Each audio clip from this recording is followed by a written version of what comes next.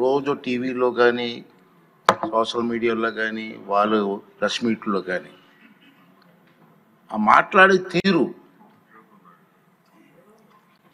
ఏమిటండి అర్థం కాదు. మళ్ళీ మేమే వస్తాం లేక కేకలు కోసేస్తాం. ఏంటండి అంతు చూస్తాం మాటలు రఫరఫాట సినిమా డైలాగ్ రఫరఫా.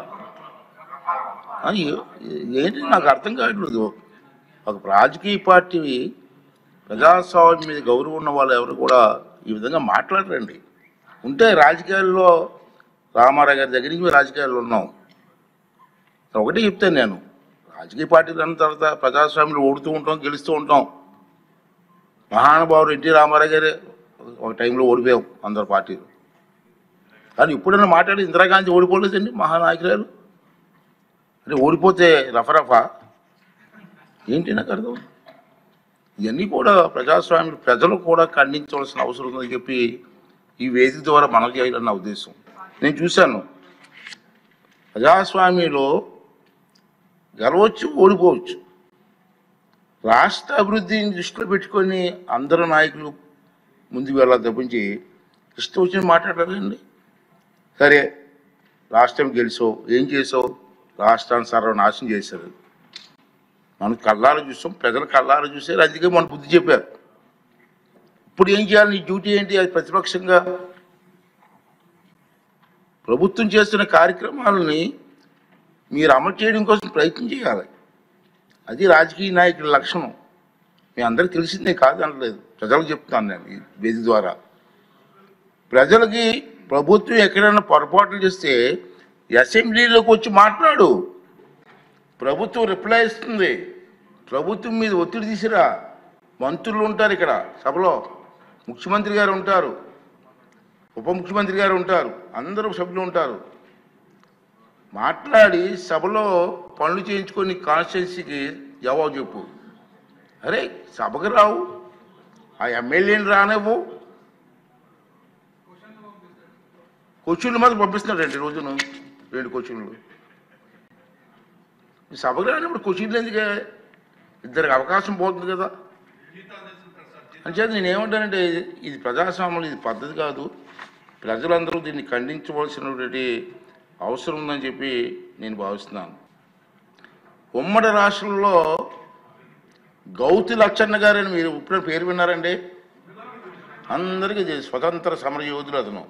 ఇప్పుడు శిరీష తాతగారే మన ఎమ్మెల్యేగా తాతగారు.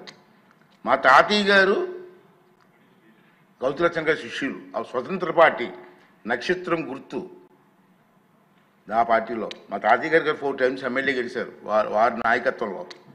అతను ఒకసారి 40 మెంబర్స్ 50 మెంబర్స్లో ఎమ్మెల్యేలు గెలిచారు.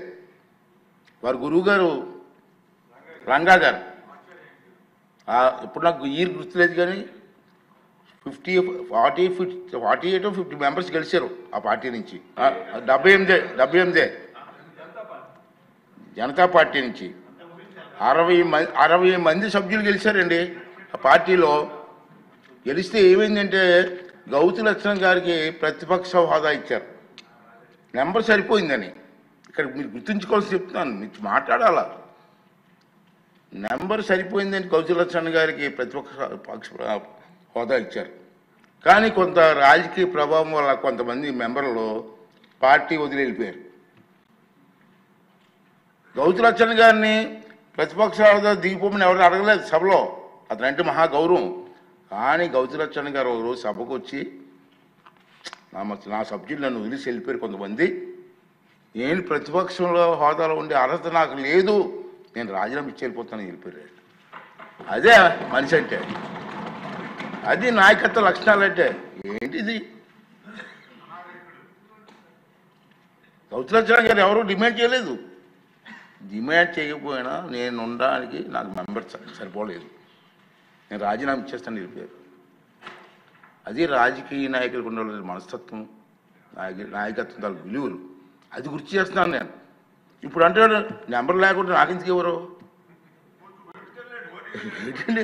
ఇప్పుడు నా మీద కోర్టుకు వేసాడు, హైకోర్టు వేసారు, ఇప్పుడు సుప్రీంకోర్టు.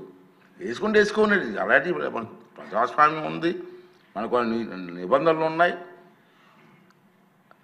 రూల్స్ ఉన్నాయి, దాని ప్రకారంగా వెళ్తాను తప్పించి నీకు భయపడి ఎలా చేస్తాను నేను మొన్న చెప్పాను, ఇది ఒక దేవాలయం అయితే దీంట్లో పూజారిరా బాబు, వరాలు ఇవ్వాల్సిన దేవుడు నీకు వరం ఇవ్వలేదు, అందుకే 11 ఇచ్చాడు, పూజారి నేను ఎక్కడ వరం వస్తాను మొన్న చెప్పాను నేను. అంచేత నేనేమనేది అంటే మీ ద్వారా మీది కానీ ప్రజలు కానీ కోరేది ఏంటంటే రాష్ట్ర అభివృద్ధి ముఖ్యం, మన పిల్లల భవిష్యత్తు ముఖ్యం, దానికోసం అందరూ కలిసి పనిచేయాలి తప్పించి ఇటువంటి దుర్మార్గాలు చేయడం మంచిది కాదు.